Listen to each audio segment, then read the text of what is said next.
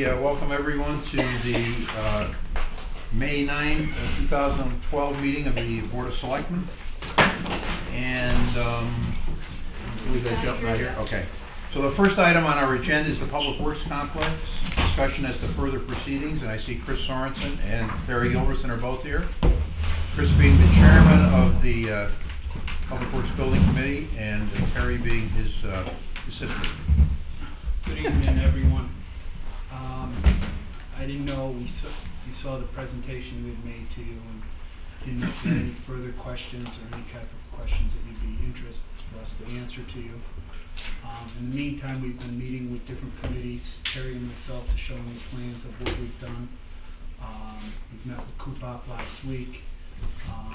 And I believe, who do we got coming up next week? Park Association tonight. Yeah, tonight. Yeah, right after this. And we've gotten favorable replies back from everyone.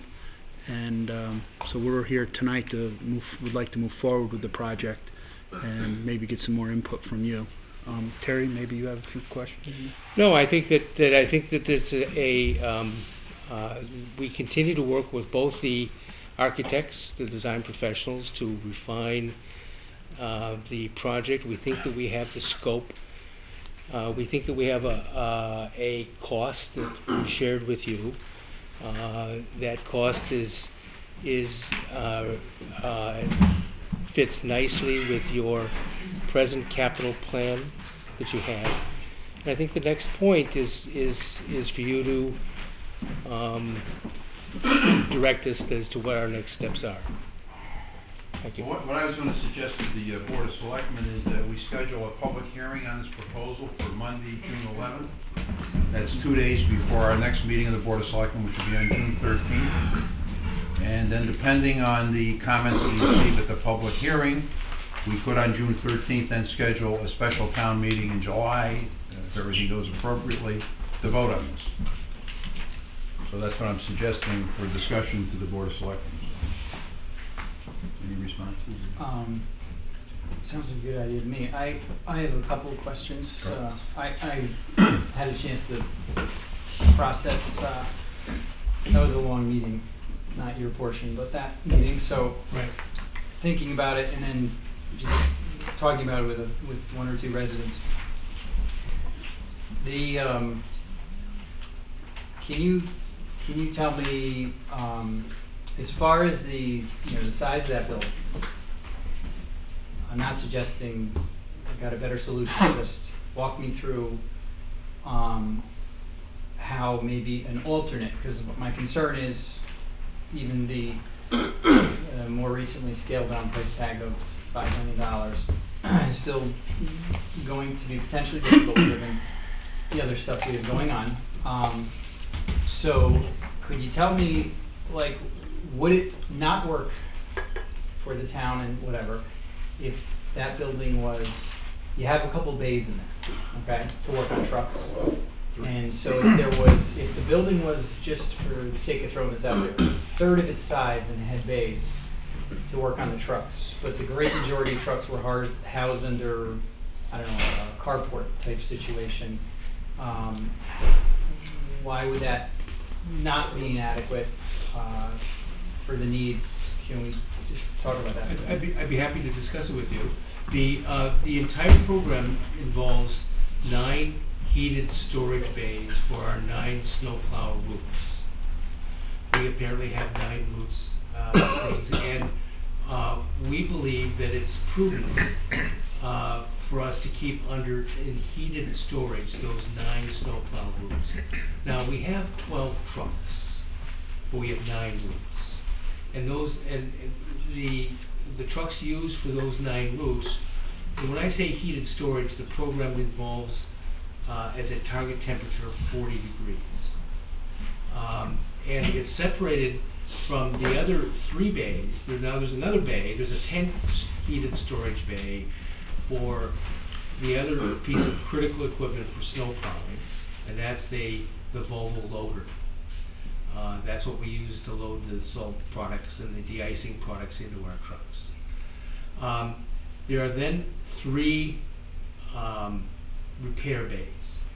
There used to be 2 repair bays until the selectmen tasked the committee with accommodating the police, consolidating the police repair bays, which I believe makes good long-term economic sense for us. So we have the 9 snowplow routes, the machinery heated storage bay, and then separated from that are the 3 mechanic bays. A large percentage of our equipment will be in, for the lack of another term, a carport, a truck port, only a roof to take the sunlight and the snow and rain off of them. We don't envision that structure to have walls. May have some electrics out there for lighting and to plug vehicles in if we have to, but it's largely we believe, a very efficient use. And the only other structure that we have planned is that we've been tasked by the selectmen to provide a wash bay for all municipal vehicles, including one that's adequately sized for our fire trucks. This is a highly regulated activity by DEP. It has to have a recirculating feature, and so there are 3 structures. One is, I believe, that the committee set out to design what the smallest building that we could have that would accommodate the tasks that the Public Works has to do. That size, interestingly enough, turns out to be 16,000 square feet. It, if approved by everyone, will become the smallest building in our town center complex. Smaller than this building, smaller than the new firehouse, smaller than the center building. And I think it's very concisely put, and I think that to choose, our snowplow trucks are very expensive to replace. And we think that by the combination of washing them after the big event and putting them away in the minimally heated storage, we expect to have better performance from these trucks for a longer period of time. How long do we how many years do we get out of a snowplow truck now? About 20 years. Warren? 20 to 22 years. And we will be able to stretch that time period out, you're saying? I think parts sometimes, you gotta start looking at the parts and what happens starts to wear on it. When you get a lot of condensation, you get a lot of rust that builds up, a lot of different things to that nature. So, you'd have to start getting into the parts and what you need for parts. If there are air brakes and things to that nature, the condensation builds up in the air dryers, and then you're replacing air dryers. So when you're in a temperature more regulated versus, being up and down, 80, 90 degree difference all the time, you have a better, it's not going to wear as much. So you have to look at those type parts. You got the brake systems, you got all that stuff. So it just takes time. The other issue is pardon me, I'm to attend this meeting. Something you ate? And that's turned off.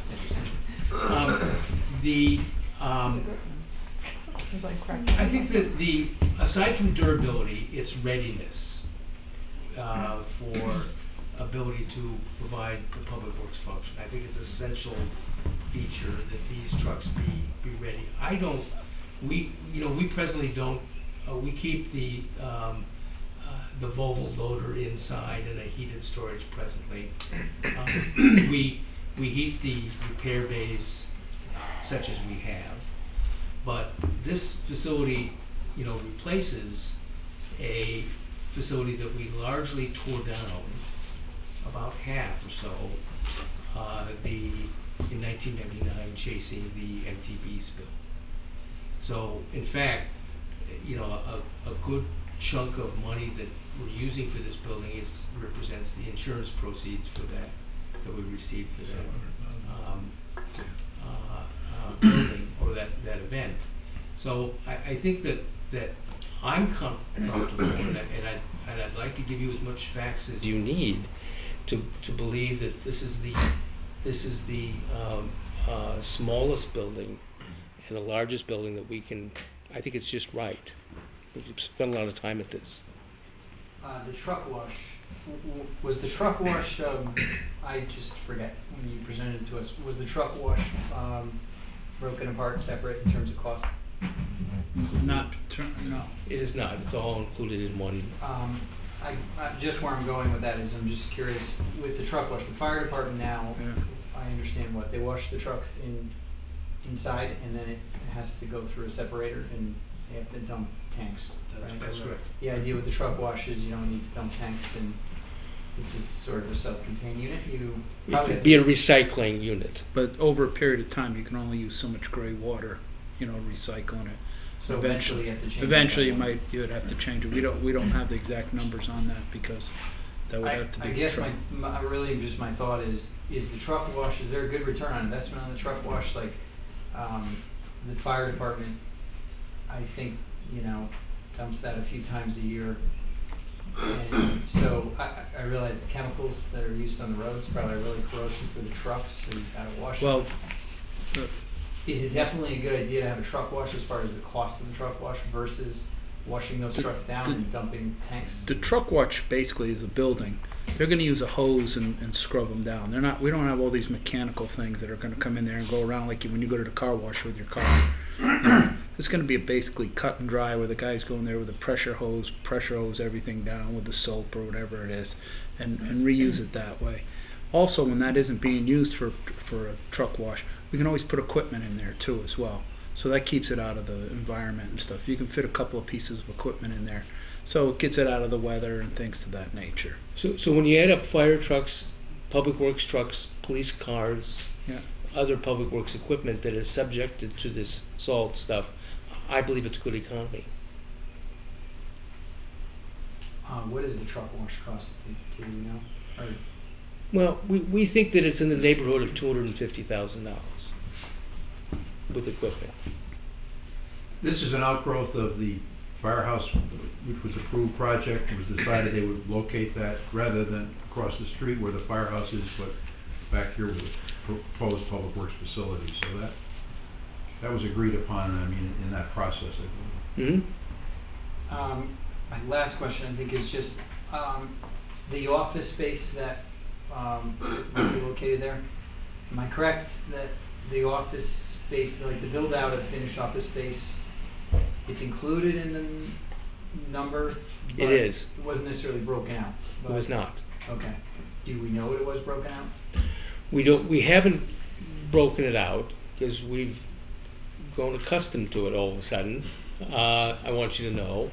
We think that the opportunity for the department is going to be extraordinary. We've never really had the cohesiveness that this space will provide. I might add, it's on a mezzanine level of a building that we're building for public works, and so its incremental cost is not high in terms of providing the space. That's how we got there, by the way. This didn't start out with, this is not included, by the way, in the selectmen's charge to the committee. It's one of those wonderful discoveries made along the way. It will consolidate all the offices into one location. They're presently in 3 different locations. Correct. Mm-hmm. 3 locations, 4 places of three locations, actually. Besides consolidation, which makes tons of sense, do we have a shortage of space, or do we have a surplus? Where do we stand? Well, we have a shortage of storage space. We have, I think, an abundance of meeting space. Yeah, I think that was in that's that study we had a couple yeah. years back, yeah. That there's more than enough meeting room space, but not necessarily as much storage room space. By moving some of those offices out, we'll allow ourselves to give the police department possibly some space over there as well. So. For example, Cindy is over there at the Senate building now, but all her records are down in the basement. This would put everything, all the records and everything would be right up, so she can go down to the files, right in one door, and pick things up. Gives space for somebody else, like you talked about the police department and things like that. Mm-hmm. I don't have any questions, but I Yep. have a comment that I think over the years, I'd like to compliment the committee. This is where I'm going, because I think over the years, you started at a very high number, Yeah. and you've worked and done due diligence and put this proposal together, and I think it's a really good proposal, and does all the things that we've asked you to do at a good price, and I can't wait to have it get approved. Thank you. The committee has worked very, very I hard. agree. Yeah. It's been We- a long time. How many years? 20? Depends on when you start counting, but it's possible to start counting in 1987. There you go. The committee has been working since 2005, Right. 49 times. And especially to have everything in one place, and it's well overdue, and I think you did a real good job. Yeah. We would like to have you, the committee would like to have you consider, we've been consulting our calendars. The committee's concern is having a town vote in July or August. Some people don't like, the vacation time to be able to express themselves. And so we believe that it's possible on June 28th to meet all of our requirements, given a positive result, of course, at the public hearing and at your subsequent June 13th meeting. And so if you would consider at all the June 28th instead of July. We can consider June 28th on June 11th, or June 13th, rather. Right. Just for purposes of Yep. of anticipating. We had a number of calendars out. It took us. We didn't have to take off our shoes, but we were counting carefully. You're also doing the right thing by going to all the boards and commissions. That Yeah. was very helpful, I think, when we were working on the firehouse proposal, because people get to ask questions, and the more meetings you attend, the more questions are answered ahead of time. Right. We have found that all of us working together are smarter than we are individually, and the comments that we've gotten from the various boards and commissions have been very useful. Exactly, right. Any other comments or questions from the board? Well, thank you. If not, then I'd entertain a motion to schedule a public hearing on the proposed Public Works Complex for Monday, June 11, 2012 at 7 p.m. at the center. So moved. Second. Any discussion? All those in favor signify by saying aye. Aye. Opposed? Passes unanimously. Thank you for your good work. Thank you very much. Thank you. What I'd like to do now is amend the agenda to allow Ben Zachin, who is a Boy Scout, I believe, or maybe an Eagle Scout, I'm not sure, who has a project he's been working on in Woodbridge, and there's a certain sense of urgency to get approval from the Board of Selectmen so he can proceed before the Inland Wetlands Agency tomorrow night. So Ben, can I So entertain a moved. motion to that? So Okay. moved. Is there a second? Second. Okay, any discussion? All those in favor signify by saying aye. Aye. Opposed? Okay, so you're now on the agenda, Ben, and so if you can tell us in a nutshell what your project is all about and why you need help from the Board of Selectmen tonight. And you can have a seat. You're welcome. My name is Benjamin. First of all, thank you for putting me into the agenda so quickly. My name is Benjamin Zachin. I am an Eagle Scout candidate from Boy Scout Troop 41 in Woodbridge. And I have identified a need for easier access to the Bishop Estate Trail system from the Blue Trail without having to pass through Camp Whiting, which is commonly used on the weekends by Boy Scouts. And as you said, in a nutshell, I have to submit an application from the Inland Wetlands Agency, which this proposed project, which is a trail spur from the Blue Trail to the edge of the Litchfield Turnpike, crossing through the property of 1936 Litchfield Turnpike. It crosses through a wetlands area, and it would need permission from the Inland Wetlands Agency to be approved. The property of 1936 Litchfield Turnpike is owned by the town of Woodbridge, and I would like to ask for your consideration and approval of this project. The project would include, as I said, a trail spur from the Blue Trail to the Litchfield Turnpike. It crosses through a marshy area that has and 2 streams, and this trail, as it crosses through the wetland area, it would include 124 feet of raised walkway and 24 feet of elevated footbridge. And So does he need a motion from us? He does, yeah, and just so Yes. we just put a postscript on it, you were proceeding under the assumption that this was owned by the Woodbridge Land Trust yes, up until sometime today, is that correct? Mhm. And then you were Yes. told it wasn't. You were told it was owned by the town of Woodbridge. So that's why he's here with us, yeah. Okay, so I would make a motion that we approve the trail across the town of Woodbridge property and have it go forward to the inland wetlands for their approval. Second. Okay, so any discussion? If not, all those in favor signify by saying aye. Aye. Opposed? Passes unanimously. Good luck tomorrow Good night. luck, good luck. Thank Sorry you. for the inconvenience. Okay. Need that for Very the nice sign. presentation. it's the back to, it's not the back to, it's this and this. These two. These two?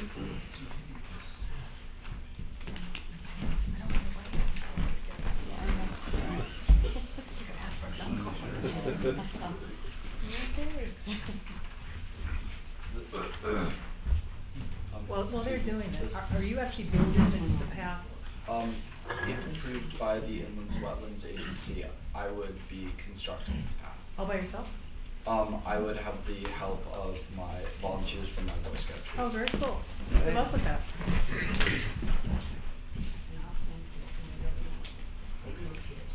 It's a great idea. Good luck. Okay, the next item on our agenda is the Woodbridge Board of Education, but Dr. Stella will not be here tonight, but he's left a parent update from Dr. Stella, which you have at your place for your review. And then the next item on the agenda is road repaving for 2012, and Warren Connors is here to make a presentation.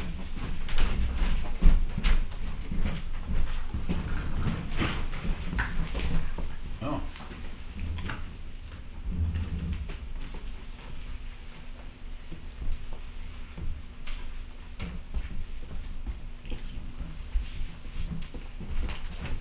We have that, I think, your presentation in our packet, Warren, so, Right, that's the latest yep. draft. As you all know, roads are, we have a long-range plan, and the plan is subject to change based on cost, based on various conditions of roads, etc. This plan before you was drafted up because we had previous year changes to that long-range plan, and we also have some future plans where the gas line is tentatively scheduled to come in, and roads that were scheduled for this year were removed from the list.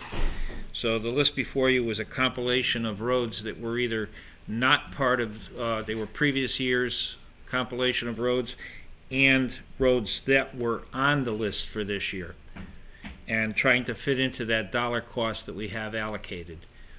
The dollar cost this year, the only thing that's really not represented on this is the actual application cost. We're looking to utilize state bid for materials, as we always have done in the past. And the cost of the asphalt product itself has gone up about $12 a ton from where it's been. And the fluctuating oil prices, every week it changes, so we have to monitor that closely. But this is a long-range estimate put together, so we shouldn't be impacted by that throughout this process for this application. So what I'd like to get is your input for utilizing this list for this year, so that I have a little bit of closure to the program for planning purposes of adjusting structures and things of that nature prior to the actual paving itself. So that, why don't you just go over what, for our audience, what you plan to do in this coming summer, what roads in the Okay. process you plan to use? There's actually 3 different processes that are going to be utilized. We overlay the roads, and that is, we have one road as a candidate for that. It's Halsey Lane. It's a relatively long road with a cul-de-sac. The road is partially sand seal and partially existing asphalt. We want to overlay the entire road, but the thickness of the asphalted portion will be a little thinner than what the sand seal portion is. That road was put on the list because it's a hill, and if we don't get to this road now, there's a possibility that in the sand seal section we'll have to reclaim it, which would require 2 layers of asphalt, plus the reclaiming costs. So it makes sense to try to overlay it before you have those additional cost burdens.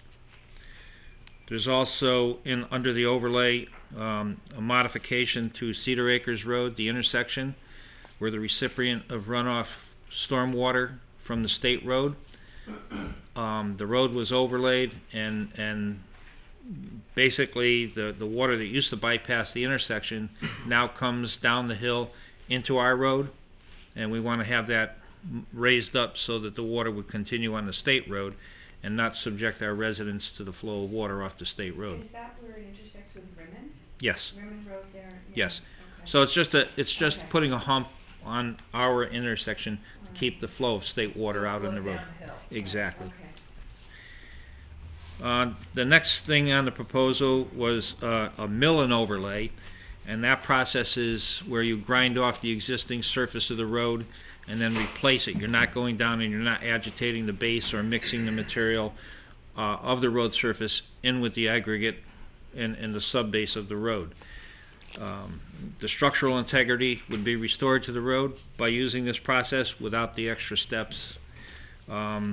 It worked on Newton Road relatively well, and so we'd like to use that on that stretch of road from Ansonia Road to Woodfield.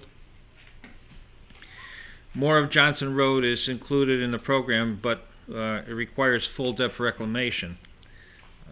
The 2 sections of Johnson Road would be basically from Pease Road out to Rimmon, and then crossing over the state road, Rimmon Road, to go from Rimmon Road to Ansonia Road. The asphalt on those sections of roads can't accommodate the mill process. It's degraded so much, so we have to grind the road up and mix it with the base and regrade it and reprofile it. Upper Newton Road is another road that would give us closure to the north end of town, north of 67. All those roads except for the one-way section has been done, but that section of road is in pretty bad shape. Passability is a real difficult issue right now, and that's why that's included. And you're going from Seymour all the way up to... Right to Enoch. Okay, That's which the is juncture. where the town of Woodbridge ends and... or- No, it's not that far up. We've Okay. actually already done north of that. Okay, So we've done all the way up to the town line from Enoch going north, okay. but Enoch and Spring Valley, those roads were all accommodated. Okay. Upper Newton up to the Bethany town line was accommodated. Sanford Road was accommodated. Meadowbrook. So this is the small link in that Okay. that wasn't I'm real glad completed. you're doing it. It's a It's mess. bad. Yeah. The other roads that are on there, Maple Terrace, Fairview, and Brookside, are roads that were removed from a previous year's plan. Again, substitutions based on necessity, remove them from the program, and we'd like to put them back in the program. It requires full depth reclamation and repaving. And then we have a small section of Beechwood Road. Beechwood Road was planned as part of the program for the year, but we're postponing the rest of the road and only doing the frontage. It's about the first 400 feet. That's in pretty difficult shape from a maintenance level. We're down to the gravel in some sections, so paving that is a necessity. And we'll defer the remainder of the road until a later date. And that based on the dollar cost, because I don't know how much the actual application cost is going to be, that we have to go out to bid for that. And then we have all the handwork to accommodate adjustments to driveways, etc. And that's a variable, and those prices can cost a lot because the material used in those applications is more expensive than the road actually. So I need a little bit of a window of cushion there from $1 because everything is not fixed. I don't have an exact estimate on what's needed for that. So to fit into the dollar spectrum of what's proposed for this year, this is the breakdown that I'm presenting to you. Any comments, or I think we can all take a look at this, and we don't have to act on this tonight. If anyone wants to go out and look at these roads, we can schedule that kind of a visit. We've done that in the past, if you feel that's necessary, and we can then revisit this on our meeting on June 13th for action. That's good. Okay, so if any members of the board want to go out and take a look at these roads as a group, we can arrange that, or not. Okay, thank you, Warren. Okay. Oh yes, I'm sorry, we have a couple of other things on the agenda that award of bids, which concern the public works, so that entertain a motion to go out of order on the agenda to items 6F 1 through 3, I guess. So moved. Second. Any discussion? All those in favor signify by saying aye. Aye. Opposed? Okay, so we're now on agenda item 6F1, line painting for public works, and that's under, this is under Tony's report, but can you work together on Yeah, that? I'll start it off. And we went out for line painting on April 19th. Received 2 bids. And the first one was Highway Safety Systems 13,262. The other was Safety Marking at 18,293. See, there's quite a significant difference there. Highway Safety had made an error in their bid, but had indicated to us that they would honor their mistake and offer it for the lower price. Correct? That is exactly correct. I So- did call to verify it. We have it in writing, an acknowledgement that they will hold their price based on their mistake. Okay. What was their error? About $5,000 difference. $5,000. So it's close to the other bid. Right. Yes. We'll be close to the other bid, right? I'm also pleased to see that the block the box Right. is in here. Yep. That the painting is in there. The Yep. signs for that is Very actually good. they're installed. Much needed. Yep. Okay, so I'd entertain a motion then to award the bid for line painting to Highway Safety Systems at $13,262. So moved. Second. Any discussion? All those in favor signify by saying aye. Aye. Opposed? Passes unanimously. Next is cab and chassis. The next 2 bids are somewhat related, but they're in 2 separate bids. And it's the cabin chassis and then the dump body and sander for a new plow vehicle. So the first is the heavy-duty cabin chassis. There were 4 bids received, and the recommendation is to award the bid to Truck Center Inc., which is, I'll let Warren sort of explain what the rationale was there, as that is not the low bidder. Correct. The mechanic basically wanted specifications with the drivetrain to the vehicle, and that's the emphasis of the bid. The 2 low bid vendors could not comply with that specification. They were trying to allude to the fact that they could comply, and their method of trying to comply with the bid was to manipulate the performance of the transmission and the engine to provide us the gearing that we were requesting. That would have a long-term detriment to the vehicle because you're removing basically the power of the engine and you're putting a strain on the transmission, which leads to heat buildup and lack of performance. So in our minds, we negated them from the bid. There was another issue, the product that was being offered. The mechanic went to see the new production model that was being offered, and he found out that the hood has a raised profile to it, which at the windshield there would be a convolute which would be susceptible to trapping snow and ice.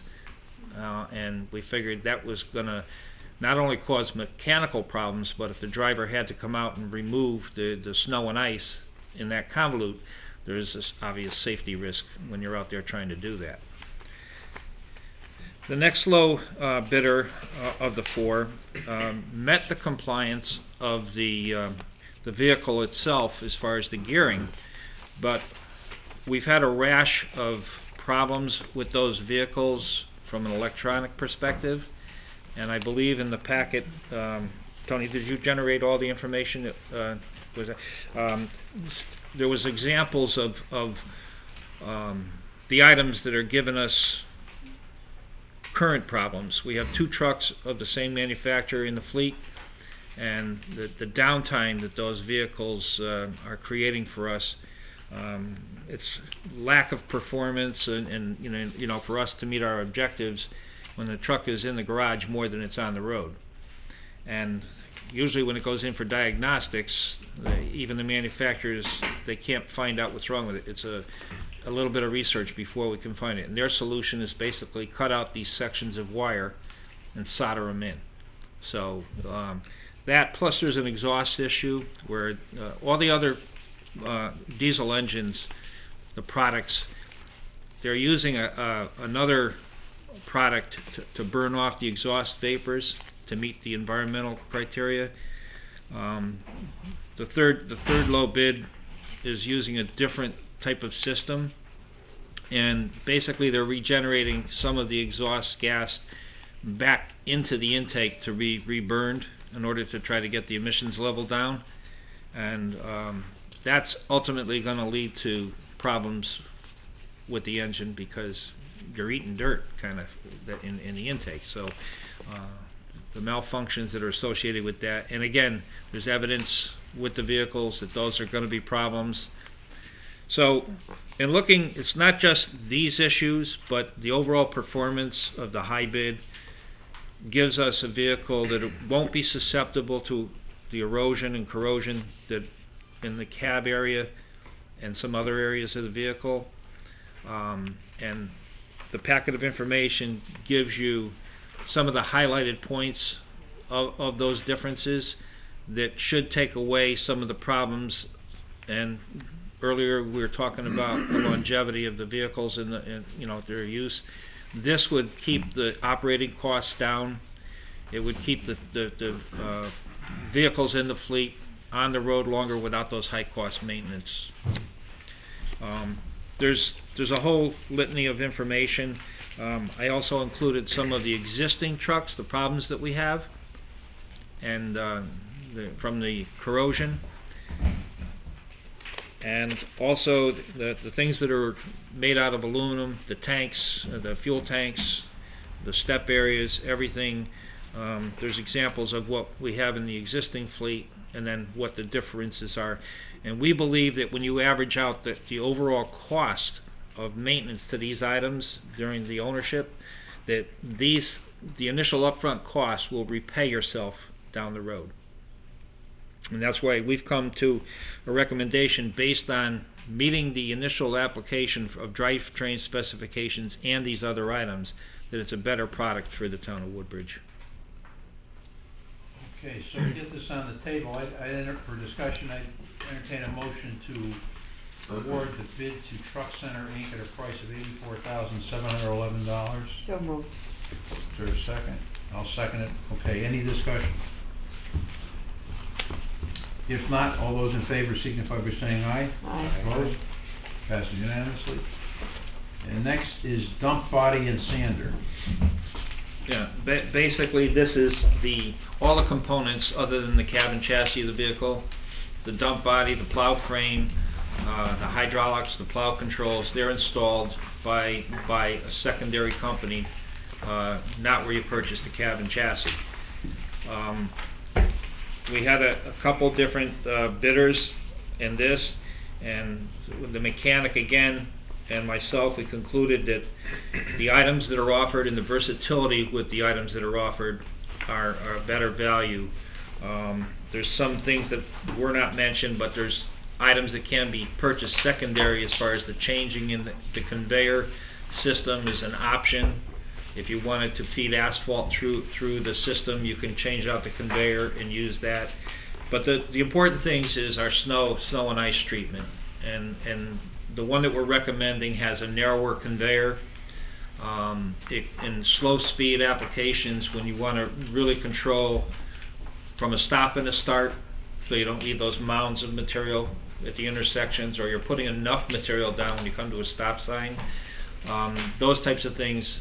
This product is a narrower conveyor, so we can regulate the materials. Plus, the more important thing is the mechanism that's used to put the material down. It's consistent to what we have in vehicles of recent purchase. So to stay with one vendor, to stay with a system that can be repaired with consistency from a fleet management standpoint, and offer everything that we're desiring out of the system. We don't have to cross-train drivers. They can, if a vehicle is down, they can just jump into that vehicle and know what's going on in that vehicle. They don't have to be retrained on separate components. So to standardize that is the important thing. Plus, with this system, they offer the ability to open the hood a full 90 degrees. The plow frame is set back closer to the front of the truck or the driver. And with that, when you're pushing snow especially, it doesn't take as much energy. Everything is up front. You have better visibility off the plow. Opening the hood for access to repairs. It was an important issue to the mechanic. So based on this information, that's why we're recommending the truck builders to do the installation. Okay, so I entertain a motion to award the bid for the dump body and sander to Truck Builders of Connecticut at $77,519.50. So moved. Second. Any discussion? All those in favor signify by saying aye. Aye. Opposed? Passes unanimously. Thank you, Warren. Thank you. Okay, that gets us to our next item on the agenda, Country Club of Woodbridge update. And we have Dee Conchas here, Chair of the Country Club of Woodbridge Commission, Jason Beckford, our manager, Brian Phelps, and a new member of the group you can introduce. Yeah, I'll introduce. This is John Manson. He's our Northeast Regional Manager, Marketing Director. I'm sorry. He's based out of Morristown, New Jersey. He was up at Lyman Orchards today Thank you. doing some business, and I brought him before we get home. So appreciate your stuff. Okay, so you're going to give us a financial update, I guess. Is this through March, is it, or? Yeah. Okay. This financial update is through March. I'll start out and walk you through the financials, and then Jason's going to walk you through just a couple of operational items, including membership sales to date. And then John will finish up by walking you through some of our marketing plans for that's on the ground. As far as page one, and this page one is kind of a summary of what's on the last page in your packet, which is the final financial statement for March. Favorable weather. Obviously, we're happy and we're excited about the weather we saw in March. It was great. It isn't anymore, but we're excited in March. So we rode a nice tailwind. It allowed us to make our plan in the first month of operation. Although our rounds came in just short of plan, we feel that in March that was because we didn't open the facility until March 7th. We also didn't have golf cars until the following week, and even under that scenario, we had just a very few limited number of golf cars in March. Total expenses, as you'll see at the top here, are slightly higher than budget or than our plan in the stub budget that was presented. This is a timing related expense that was due to about $10,000 in computer point of sale hardware that we brought in so that we could use the bring in golfers in the golf shop and then food and beverage. So all in all, our EBITDA, our bottom line net operating income for March was a negative $29,516 versus a plan or budget of negative $41,519. So we beat our plan by just over $12,000. we're excited about that. Again, this is all relating back to March. Speaking through April, which we don't have a final financial statement, but I can talk to some of those numbers today. The membership sales remain strong. In our opinion, very favorable membership sales so far. Jason's going to get into that in a little more detail. Pool memberships are definitely the hot seller now. We've sold, likely the majority of the golfing people have purchased so they could take advantage of that during the nice weather. Now as the weather's starting to, or summer's approaching, although you wouldn't know it today, the pool membership is what people are looking at. So Jason's going to walk you through some of that in a second. Total membership revenue collected, approximately $160,000. Actually, it looks like it's $166,000. Our stub budget plan was to have collected $170,000, so we're right there. And again, that's with very few pool memberships sold so far. We feel like those are all going to come in just prior to the pool opening. Rounds, we had a plan in April of doing 2,500 total rounds. We came in around 2,000. Again, it's a startup process. This is really when we talk about our plan. We're more or less talking about what our plan will be for next April for the fiscal budget that starts July 1st. But we slightly missed it. We think, and that's why we've got John up in the area quite a bit over the last month. Now that we've got an operation that we can sell, we've got the equipment on the ground, the golf course is looking very good. We're getting a lot of positive feedback about the course. The golf cars, the first batch is going to leave Augusta, Georgia. They're being built this week. They're going to leave next week to arrive. So now that we've got a product that we feel like we can really get excited about, that's where we hit the marketing switch. And we're going to talk to you about some of the things that we're doing. So we feel like we're building momentum going into summer. And I'm going to let these guys talk you through some of the numbers. Yeah, so if you go to the second page, you can see membership sales to date. Again, we're still encouraged by that with the late start that we had in the early nice weather. 146 total memberships sold. 93 of those are residents, which is fantastic. We have about 93 golf memberships sold, 42 pool memberships, and 11 tennis. Both the tennis and the pool, we feel like as we get closer to the opening dates on those, we will see a pretty big increase. So all in all, I'm very encouraged and excited about the membership sales. Just to talk a little bit operationally what's going on, the clubhouse is open. We have a full menu being served, which you can find in your packet as well, our grow room menu. No issues yet. All the equipment's working great. A lot of positive feedback on the quality of the food, pricing, and all those sorts of things. So we're excited about that. Tennis courts. Unfortunately, some of the rain we've had recently is delayed getting those open. We actually, if we can have a nice night today, we're going to get some good work done on those tomorrow to hopefully have 2 courts open by the weekend, and then another 2 courts open shortly after that. So we're very excited about that. We have hired a tennis pro, and he's building our junior programs as we speak. So he's very excited to get on the ground and fill those courts up. I told him I don't want to have to roll the courts this year because they have so much play on them that we'll just take care of that problem. The pool. Mr. Taddy has been doing a lot of hard work on the pool. We've got it being cleaned out right now. You can actually see the bottom of the pool now, which is great. The first order chemicals have been delivered. We have the tables and chairs set up around the pool. It's a nice presentation as we take people through and show them what's going on. And we're working to develop some programs for opening weekend, which is Memorial Day weekend. We'll have daily events to hopefully drive some food and beverage sales and get some early junior camp signups. Just to speak to the junior camp signups a little bit, you'll see in your packet a swim brochure. We have a junior golf camp, and we also have a rec camp that we're going to be hosting this year. So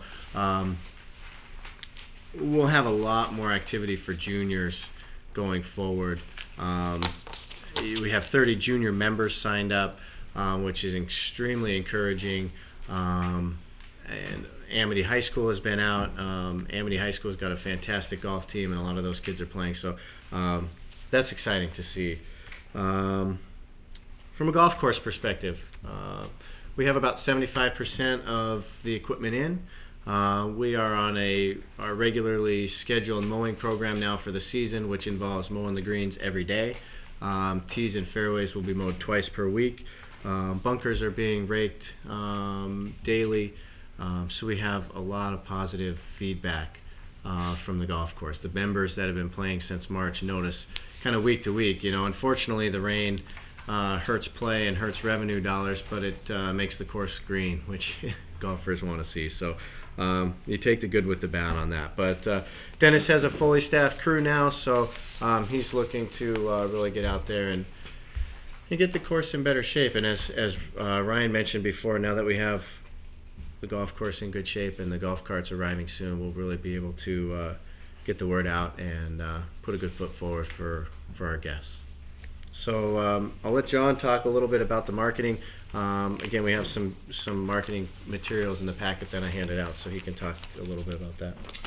So what we've done with the marketing is kind of take a overall view of the property, where Jason's been doing a great job of getting it off the ground.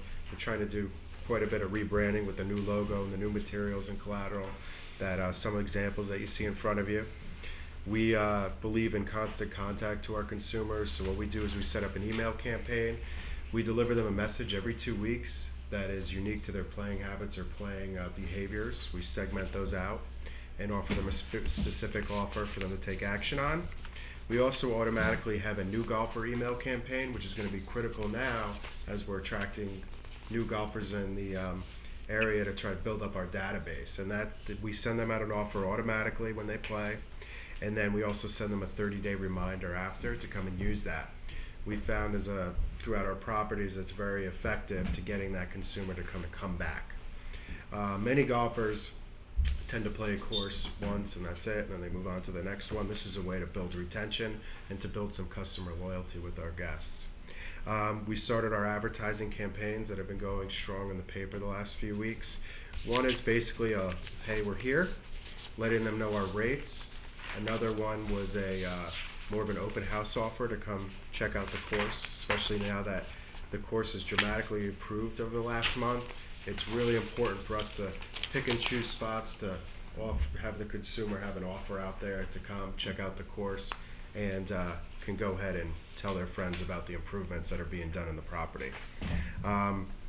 We were doing the campaign in some of the local papers. We also developed a partnership with Connecticut Golfer, which is a website that is that the avid golfers in the area frequent to. It has by far the most visits for any golf-related website in the Connecticut area. So we are developing a relationship with them and a partnership to go ahead and promote the golf course to the community and the golf community in the area. We also have a partnership with Golf Now and the Golf Channel, where we're offering specific rates to their database of consumers. And if anybody's a golfer or watches the Golf Channel, I'm sure you've seen ads that they run, and they have a big database of golfers that we're going ahead and bringing the message that, hey, we're here, come give us a try. And that's starting to pick up momentum in the marketplace.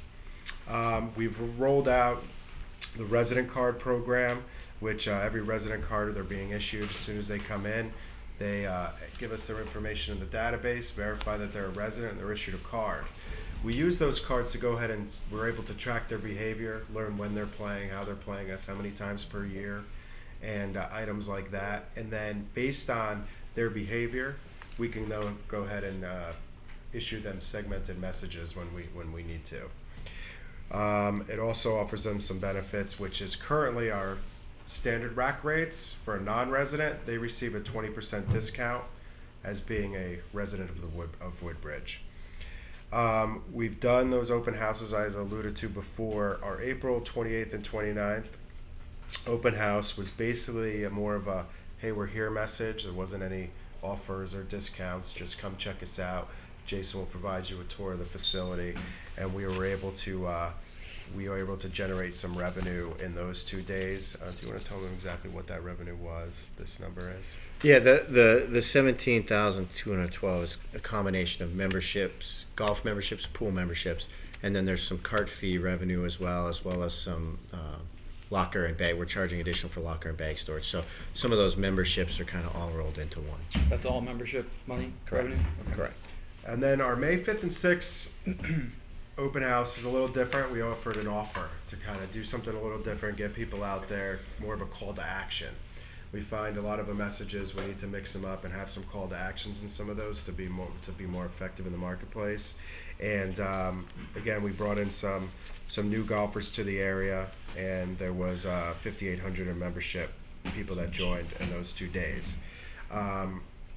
We're also talking about doing some other things like a community day, things like that we're working out the logistics now to reintroduce the product to the marketplace, especially as we're seeing improvement, and to get as many faces as we can to the property.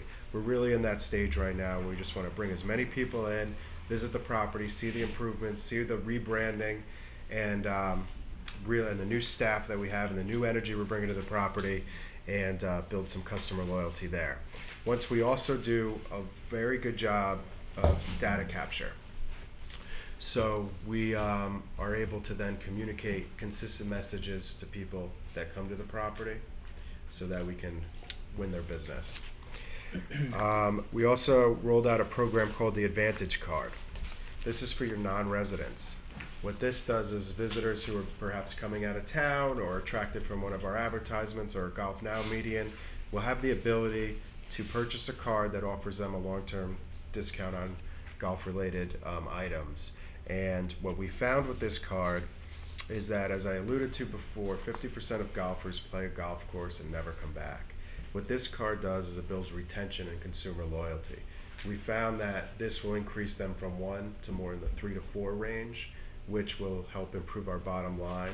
And this is a good card for the consumer because it takes them about 3 times playing for them to earn their money back. It allows us some upfront cash and a little bit better piece of consumer loyalty because they've bought something from us, and then their playing patterns, we've proved, will increase at our property and earn more of their wallet over time. So far, we sold 51 of these cards. So the program's gaining steam and momentum, and that developed $1,463 in revenue for the club. Our website, we have a new website with online booking capabilities. It really looks great and sharp with the new logo, really stands out, and we're drawing more and more traffic to the site every day.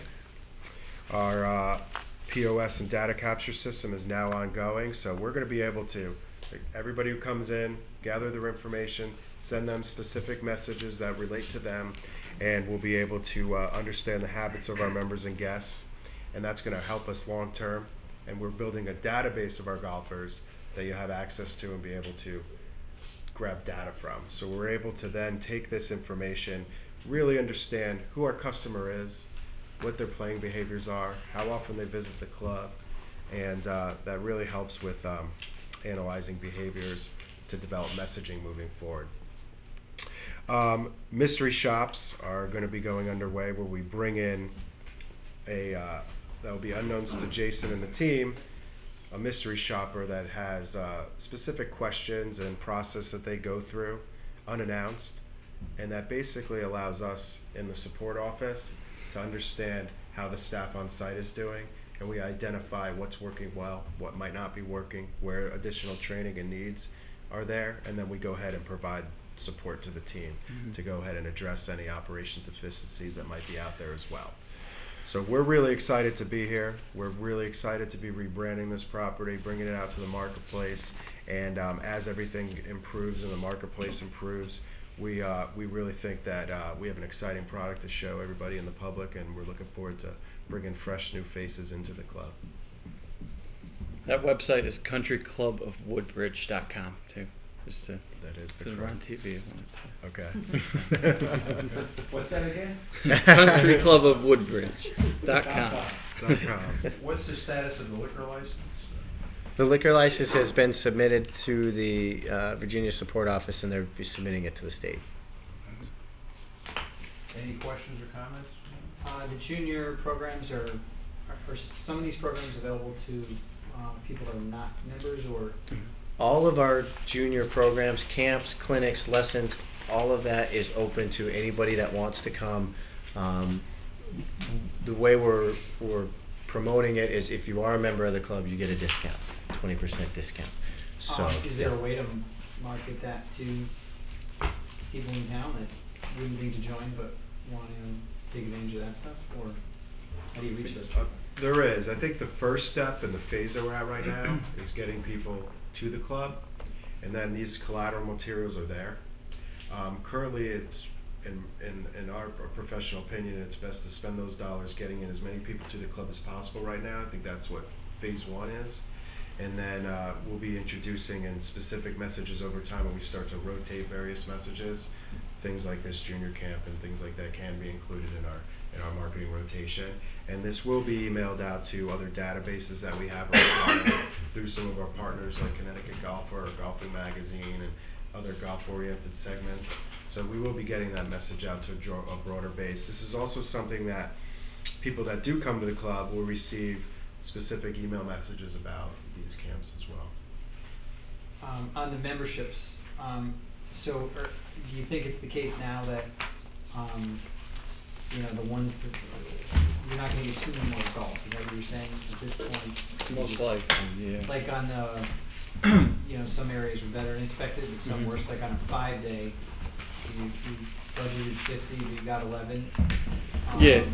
And on the Twilight, what are your thoughts on that? Well, some of this, keep in mind too, this when we are talking about these budget numbers here on this sheet, this is really our fiscal year budget. So if we were into our fiscal year, we'd be next April after we would have opened, earlier. And that was some of my comments at the meeting prior to this one was just about getting open a little bit later.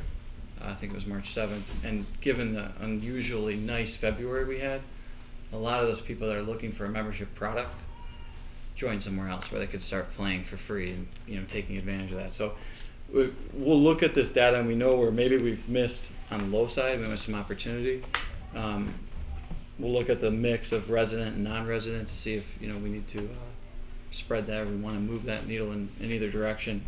So yeah, we're going to take away some lessons learned on some of these products that we really didn't sell any of, or very few. Twilight membership is, I will say, the one membership that seems to get easier to sell as we get into summer. The days get a little longer, becomes more of a value. Teachers like it, things like that. So it's a membership that's not typical in golf. There's not a lot of golf courses that do it. So we probably need to spread the word more about that one. Just to piggyback on that a little bit, I think a lot of due to the unseasonably warm weather, a lot of people made their memberships decisions much earlier in the season this year. Having family in the Connecticut area who belong to a club, they were bombarded with very low offers this year. Join a club, join a club. So a lot of those decisions made before we were able to even enter into the marketplace. That being said, by promoting the club and gathering them as perhaps visitors to the club for an event or some type of promotion offer, and allowing them to see our product, we're able to communicate to them. And we also have a high success rate on offering some fall programs for membership, where it's perhaps sign up now. We haven't developed exactly what we'll do, but what we've done at many of the clubs is sign up now in the fall, play the rest of the year for free, and we pre-pay and grab their wallets now, so then they pay the rest of the fall for free, and then we have them for next year as well. Mm-hmm. And that program is extremely highly successful, and I am strongly confident that we'll be able to pick up some significant market share with that program. So right now we're in the process of building up the database so that we can have success in those programs moving forward. When would you predict you get most of your pool memberships and you're not really going to get much more? Is it when school ends, or is it really? I think that we'll get a huge bump as we near Memorial Day, the next 2-3 weeks. But I don't think that's going to mean the end of the memberships, because I do think we'll see another bump when school does get out. But I would assume by the end of June. I think June 23rd area is when a lot of the schools are done for good. So I think probably by the end of June, we'll start to see a slowdown. Right. We might be able to do a prorated pool membership or something like that. Yeah. But yeah, probably through June, and that would be it. The only other question I have is really more, I guess, more for the board. got a recreation program that's run by the town recreation department. They also have golf course, and you guys are also running a summer camp. How are we going to reconcile those two? I mean, I don't want to hurt the rec program while trying to grow one program, or hurt. I mean, how do we reconcile that? Is there anything that we can do to? I don't even know. I guess it's kind of a rhetorical question, but we've got competing interests because we own both, so to speak, I guess. And I just would like to be. Well, your rec program doesn't offer golf. That's what you're talking about here, basically, right? Yeah, the program is, I think we're finding it helpful to sell, well, a couple of things. I mean, you can speak to this, but it seems like we're finding it much easier to sell these family pool memberships, which we feel like we're going to get a lot of in the next 2 and 3 weeks because of some of the junior programs that we have.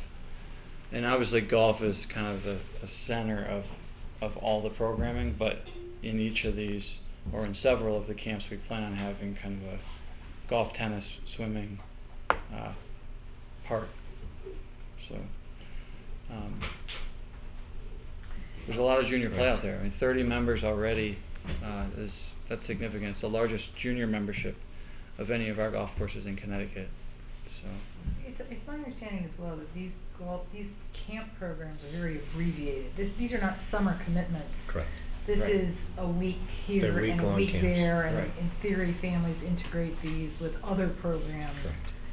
Whereas Woodbridge Rec is, you're involved for the 1 or 2 or both sessions, which is all summer. So it seems like it's really Correct. apples and oranges, I think. And the other. And this is golf. Correct. And the that's other it. options that we are offering are just strictly if you want to get better at tennis, in the off weeks you can take a tennis camp that's just geared just towards that or just towards golf. So we're trying to be fairly broad in what we offer, and like you said, just give 1 week here, 1 week there. That way you can schedule around it. but as Tom said, we don't want to cannibalize you guys Correct. own Woodbridge. Correct. So it's we'll listen Right. strong to all your feedback. We don't want to cannibalize It's a good point. an existing program to just get them over to the golf club, but we think that there's probably room for both. I mean, the amount of juniors that are there on a constant basis is exciting, so I think we're gonna be able to fill up hopefully both programs. And you could have a conversation with John Adamovich, our recreation director, I believe we've met. about That's a that. good idea. Yeah. Yeah. It'd be great to see what they're doing, but in some of our other properties where we have run into this before, we tend to be doing different things and attracting completely different markets. But it'd be good to touch base and make sure we're all on the same page. I just know that there was concern from rec that in years past they were offering a rec camp as well. I'm not really sure what the rec camp. I think it was more closely aligned with what Woodbridge Rec was doing at the Okay. time, as opposed to what you're doing now. And I don't think Woodbridge Rec offers like a tennis. I know they have the tennis courts up at Beecher, but I don't know if they're initially necessarily tennis lessons. But Yeah.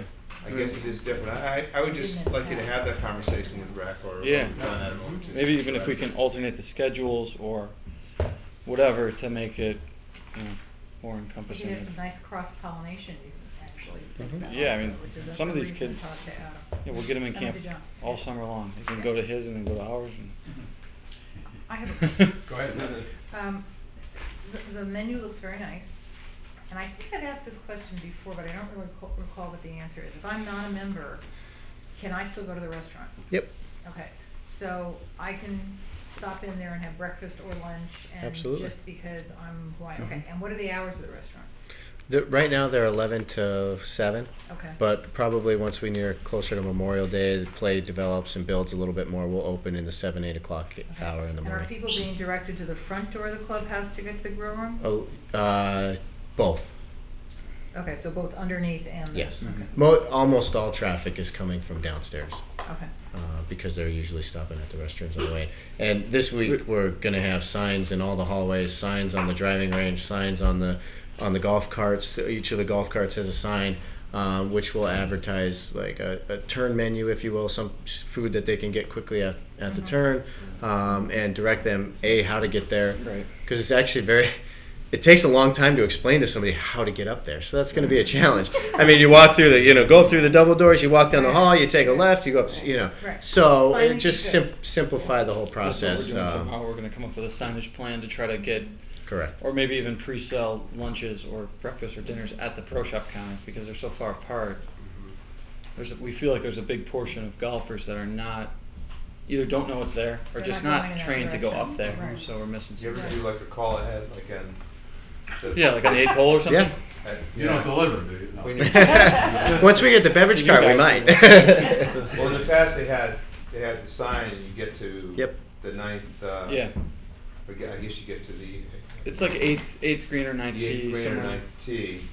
They'd have a phone number. You call ahead and say we're coming through, and you'd order, and you just pick it up, as opposed to going up the stairs, ordering, waiting, and the next group catches up to you. Yeah, it actually Correct. helps us if Yep. they Backs it order up. early because then they're not waiting for the Right, so food. you just pull in, run up, get it, come back, and Yeah. you're back Yeah. going. And that'll be part of our signage plan. Absolutely. Thank you. Okay, any other questions or comments? If not, thank you very much. Thank See you, you, Ed. see you next month. Thanks, Okay. guys. Thank you for your time. So we're now at 7:10.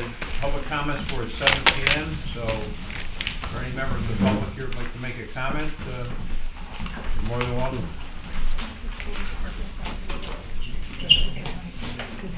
Just state your name and address. We haven't stopped the call.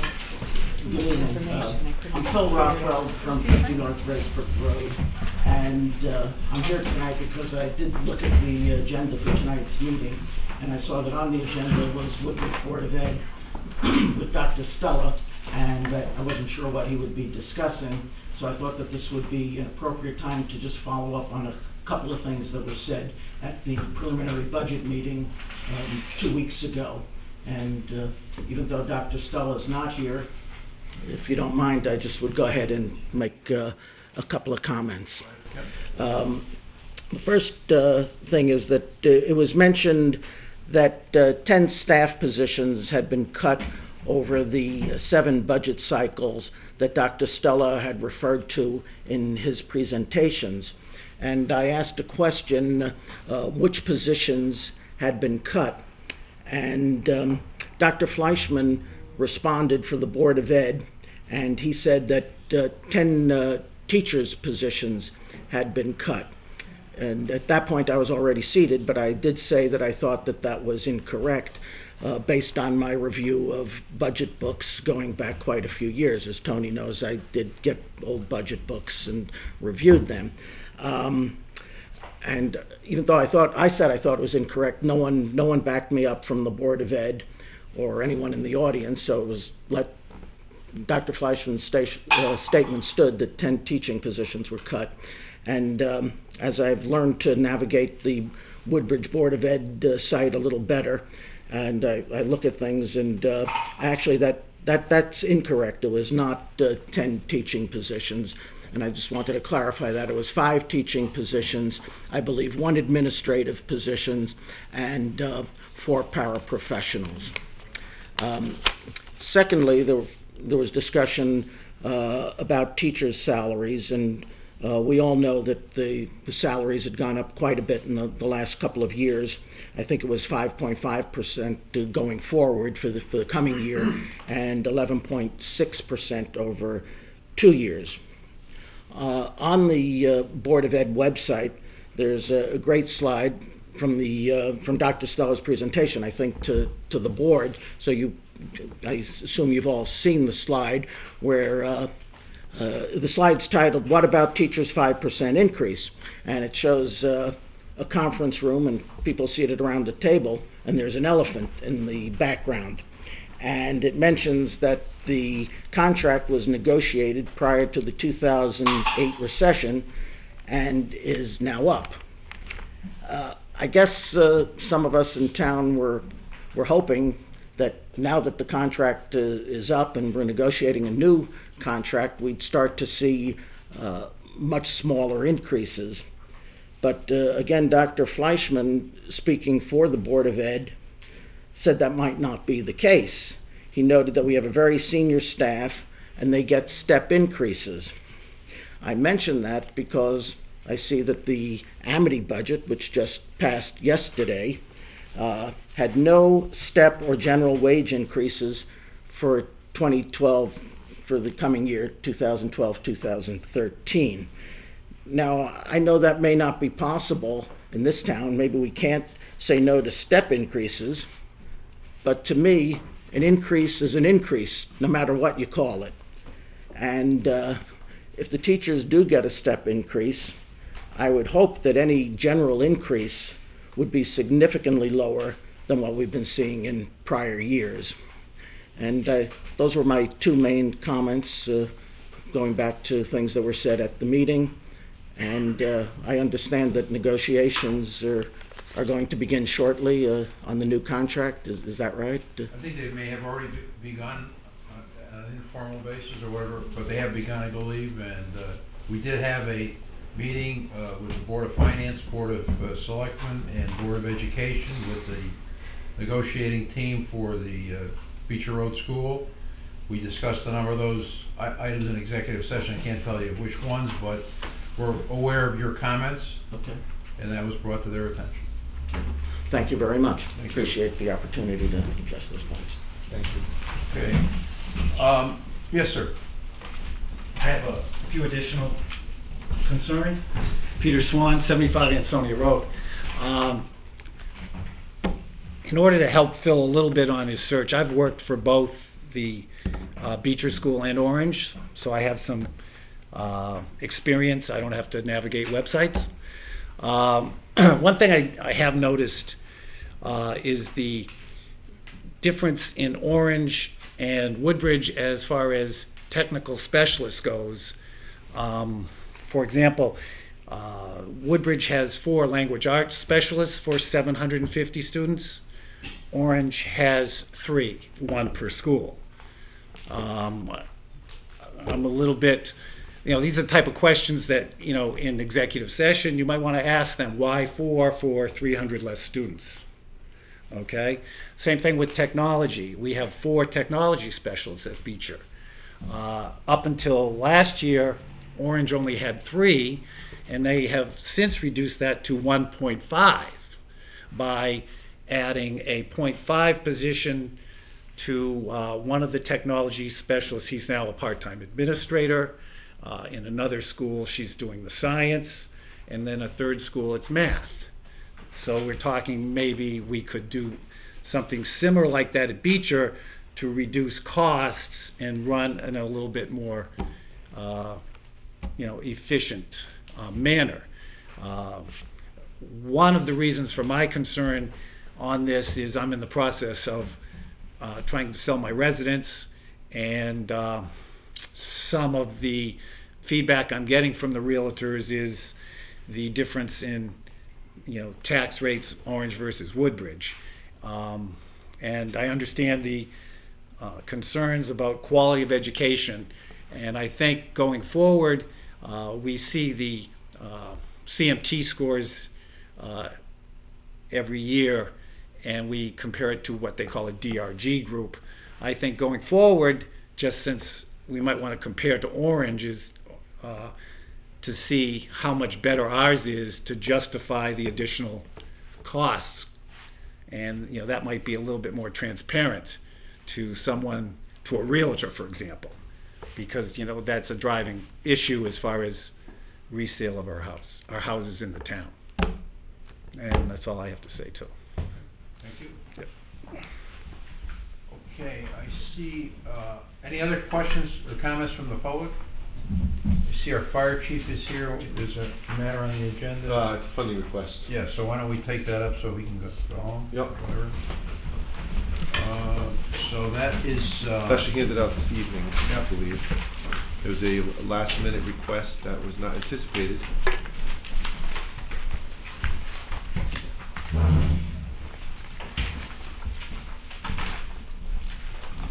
Number 42. Yep.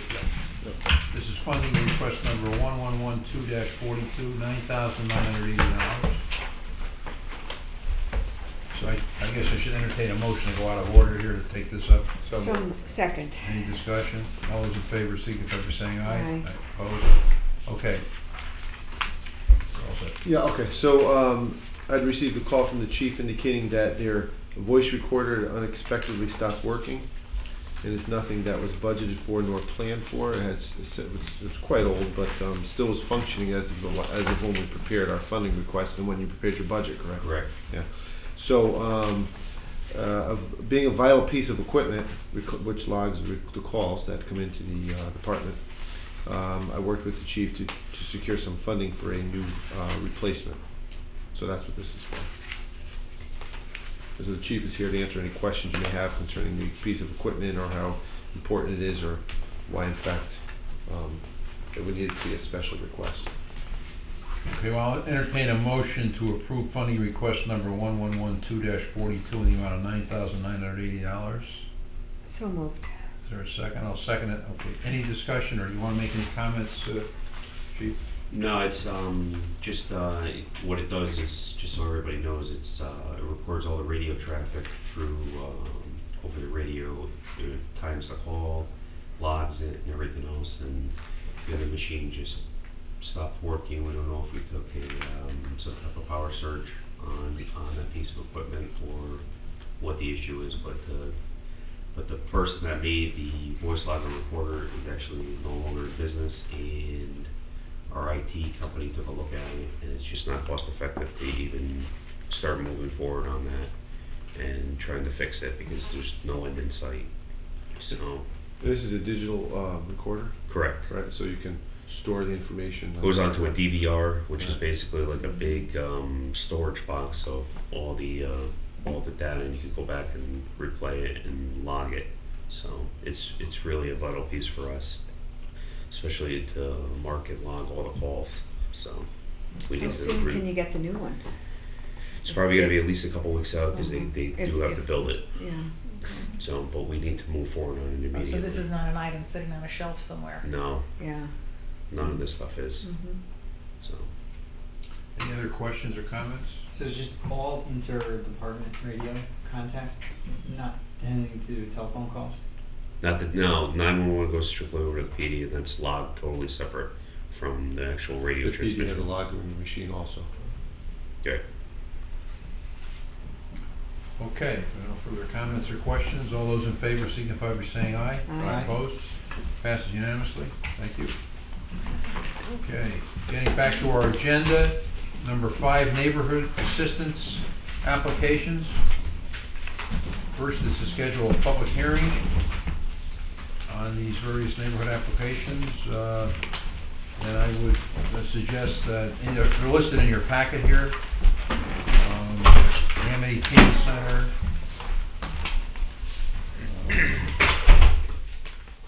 Jewish Community Center, Greater New Haven. There's 1, 2, 3, 4, 5. And these are, we hold public hearings and then it's sent on to the state for action, is that correct? Yes. Correct. So I'd suggest that we schedule a public hearing at our next Board of Selectmen meeting on June 13, 2012. So moved. Second. Any discussion? All those in favor signify by saying aye. Aye. Opposed? Passes unanimously. Next is a report from the Amity Teen Center from their 2011 program. And that's just for our information, is that correct? Yes. Okay. All right, that gets us then to the Director of Finance and Operations report. Tony, your monthly report. Okay.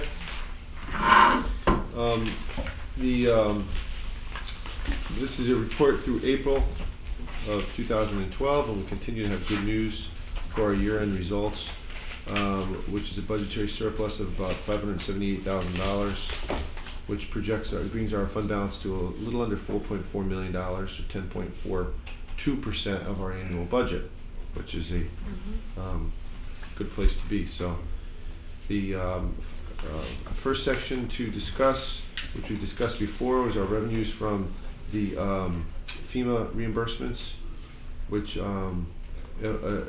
$275,000 approximately. And we also had some other unanticipated grants that we didn't budget for, and therefore our surplus in intergovernmental revenue is about $249,000. Our charge for services is probably going to be close to budget. We had thought maybe we would have a surplus here, but things have slowed down just a little, and so we'll probably be right on budget as we have surpluses in conveyance and building permits projected, but a shortfall in recreation fees, so they sort of wash each other. The one change here is we received another large back tax collection, and so our back tax collections, our tax collections in general are projected to receive a surplus of about 200,000. So that was a change from the prior month. It's a nice surprise. Yeah, we had Very another good. large back tax collection Yeah. come in. Is that money in hand or just projected? In hand, In hand. actually, yeah. Very So good. the projection piece is that we still have another few months to go. So we're not sure. Sometimes more come in than we have. What we'll collect in the last 2 months. Are some of those from the letters we sent out? Correct. Yes. I get a commission. Only joke. You must write a mean letter. Whoa. What'd you say? I said you must write a mean letter. Oh, yeah. It worked. Right. Holy smokes. There were a bunch of them. Yeah, it's good. So that was very effective. So that's good news. And in our expenditures, we have just a few highlights. The main highlight is the employee benefits, the surplus of about $125,000 in health insurance savings. So most of our activities on our revenue side, but there's a few expenditure items there. And so that's how we arrive at our surplus of $578,000. Okay, any questions? If not, the next item is tax refunds. A memo from Pat Crisco, our tax collector. Motor vehicle refunds in the amount of $2,034.25. Right. There are no real estate refunds this month, so I entertain a motion to approve the motor vehicle refunds in the amount of $2,034.25. So moved. Second. Any discussion? All those in favor signify by saying aye. Aye. Opposed? Passes unanimously. Next are funding requests, the first of which is 112-36, $6,700. And this is a result. We had a similar request last year, and basically the way our banking is such that we earn a certain interest from earnings credit rate, which is basically the float on the money that we have in the bank. And because rates are so low, we haven't earned enough. And we don't keep money in the bank very long. As it gets deposited, then we invest it. And so, but there's some float based on when checks are cut and money's funded to fund payroll, that sort of thing. Generally, it used to cover fees and then some. The fees have not increased here as much as the earnings credit rate is low. And so, when we set the budget last year, we set it quite high enough. And if you look at the expenditure from last year, it's about the same. I think it's very close to the same. So these are annual banking fees? Yeah. And so there's a shortfall of about $6,700 in the account. And again, it's not that the bank raised the fee. Right. It's that we didn't get the earnings Right. credit Right. to offset the fee, which we typically used to get. Right. It's So unbelievable. Okay, so entertain a motion to approve funding request number 1112-36, the amount of $6,700. So moved. Second. Any discussion? All those in favor signify by saying aye. Aye. Opposed? Passes unanimously. Next is funding request number 1112-37, $26,105. okay, the next three requests are all items that were in the capital budget that the Board of Finance removed in order to reduce the mill rate, and therefore need funding this year out of contingency. So those are here before you. The first one, I did direct on the first one. The No. first one, okay. It's for carpet replacement in the library, Right.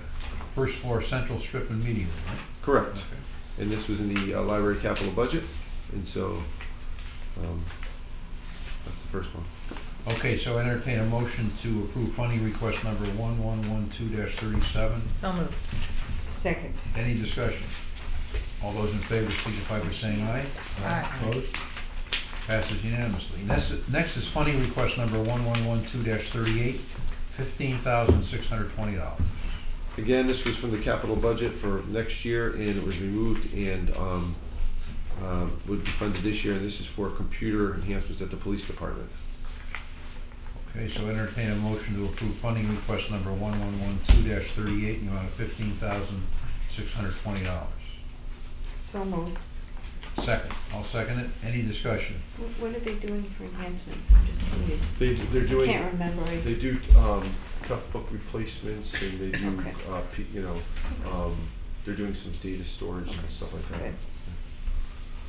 Okay, all those in favor of funding request number 1112-38, signify by saying aye. Aye. Opposed? Passes unanimously. Next is funding request number 1112-39, $14,000. This is for improvements to the Darling House, and it's a great place. And I was just there just a few months ago, but it needs some improvements. So These are improvements to the house itself. to the house Yeah. itself, correct. So I entertain a motion to approve funding request number 1112-39, the amount of $14,000. So moved.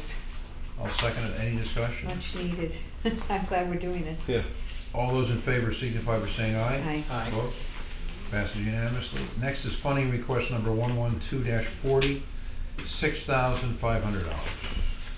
Okay, this is a funding request for the Board of Selectmen, and it's for town meeting expenses that were unanticipated, particularly special town meetings that we had earlier in the year for the Toll Brothers and the like. Just there were more than we budgeted for, essentially.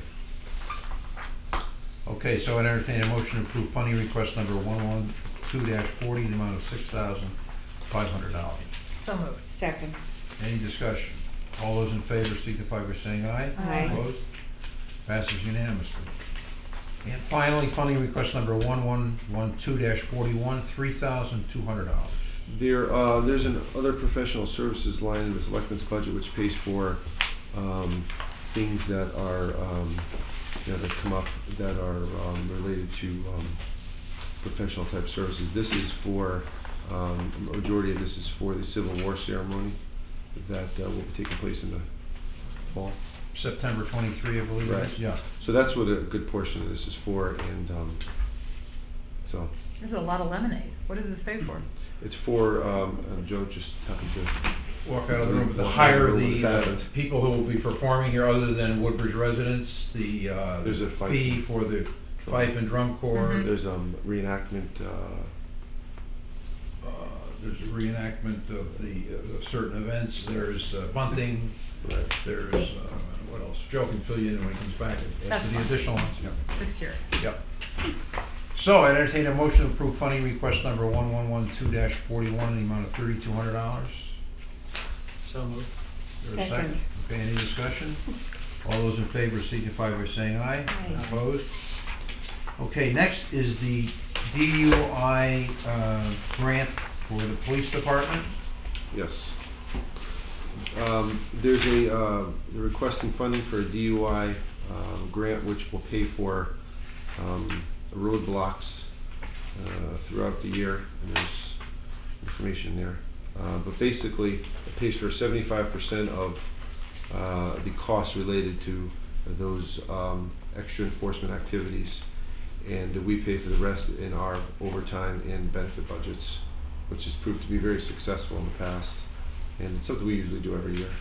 Successful not only in discouraging drunk drivers, but also in picking up others That's who right. maybe have problems with the law. That's who, right. You know, on a random stop. Well, Okay. let's not announce this date if they're gonna do this, you know.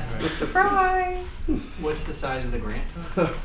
So the grant award is $8,378. The total cost of the town would be $11,171. So essentially, the town has to pick up $2,793, a little under $2,800. Okay, so I entertain a motion to approve the DUI grant for the police department as described. So moved. I'll second it. Any discussion? All those in favor signify by saying aye. Aye. Opposed? Passes unanimously.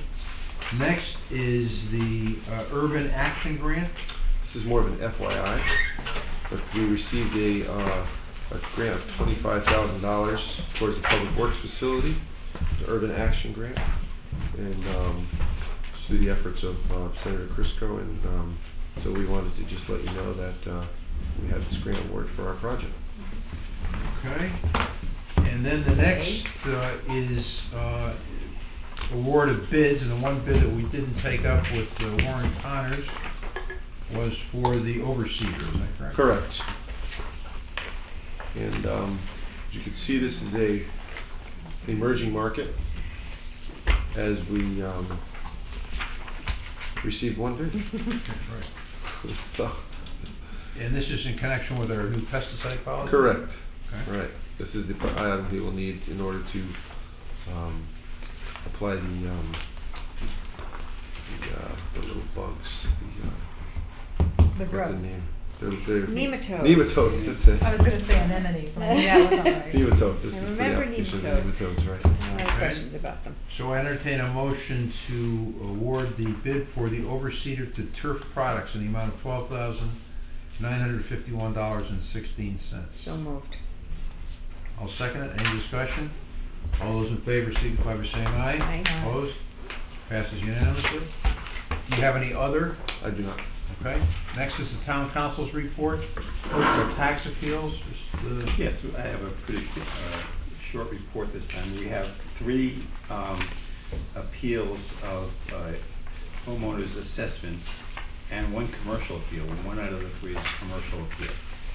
The commercial appeal is by the owner of property, it's on Research Drive, R&H Group LLC, and that's a large assessment. And the other 2 are residential properties in Woodbridge. We usually get 2 or 3 of these a year, and we actually have 3, so we have to follow this through the courts. And most of these, I haven't had a chance to talk to Betsy about what her opinion is, and we'll just we'll be receiving appraisals from the homeowners and the owners of the real estate within the next 3 or 4 weeks. I have Betsy take a look at the appraisals, and we see if there's any room to negotiate a settlement, and if not, the court schedules a pretrial hearing, and we appear, and we again see if there's any basis of settling, and if not, it goes to trial.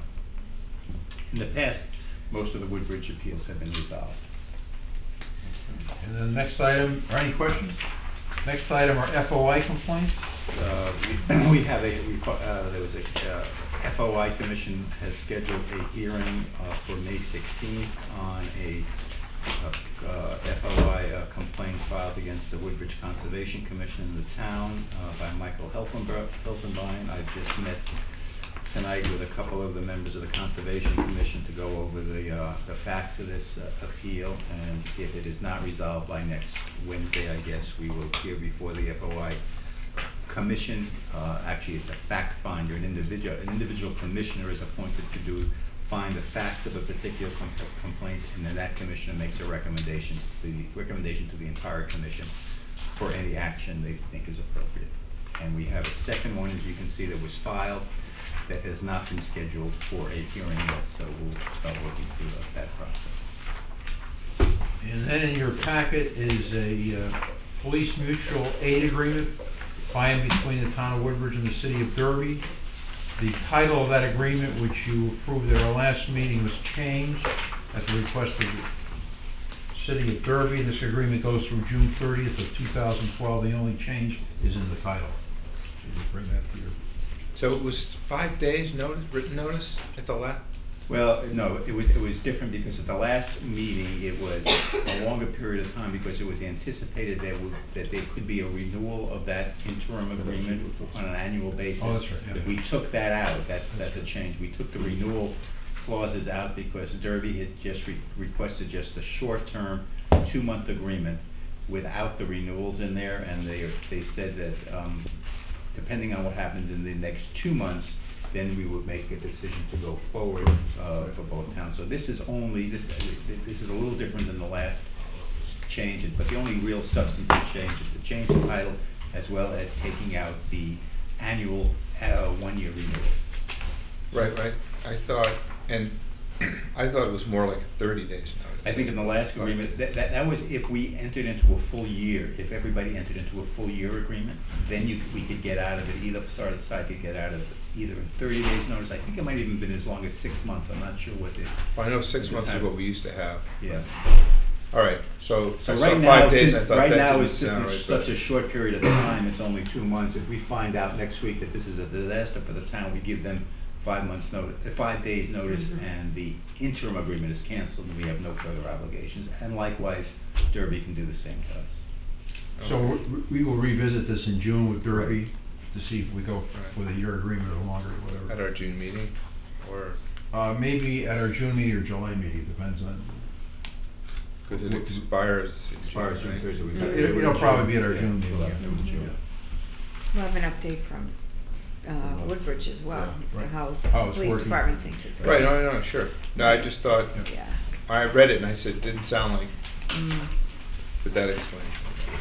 Okay, so then I'd entertain a motion to go into executive session to discuss our claim against MDM Golf and invite the people at the table here to join us in addition to the members of the Board of Selectmen. So moved. Is there a second? Second. Any discussion? All those in favor signify by saying aye. Aye. Opposed? So we're now in executive session.